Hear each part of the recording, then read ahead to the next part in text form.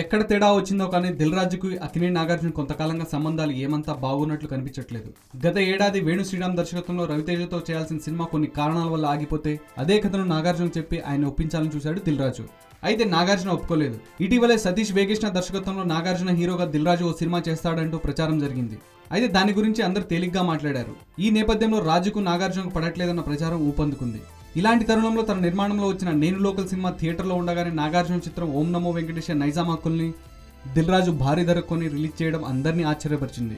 నాగార్జునతో సంబంధాల సంగతి అలా ఉంచితే ఇది వెంకటేశ్వరుడి మీద తీసిన సినిమా కావడమే దిల్ రాజు నైజాం రేట్స్ అంత రేటు పెట్టి తీసుకోవడానికి కారణమట. వెంకటేశ్వరుడు దిల్ రాజు కులదైవం. తన బ్యానర్కు వెంకటేశ్వర క్రియేషన్స్ అని పేరు పెట్టుకోవడమే కాదు, తన ప్రతి సినిమా రిలీజ్ టైంలో రాజు తిరుమలలో ప్రత్యక్షమైపోతాడు, తలనీలాలు సమర్పిస్తాడు. ఈ నేపథ్యంలోనే వెంకటేశ్వరుడిపై ఉన్న భక్తితో సెంటిమెంట్గా భావించి ఓం నమో వెంకటేశ హక్కుల్ని నైజాం ఏరియాకి తీసుకున్నాడట రాజు. అయితే ఈ చిత్రానికి విమర్శకుల ప్రశంసలు దక్కాయి కానీ వసూళ్లు ఆశించిన స్థాయిలో లేదు. అయితే హక్కులు తీసుకోవడం వల్ల రాజుకు పెద్ద నష్టమేమీ లేదని అంటున్నారు.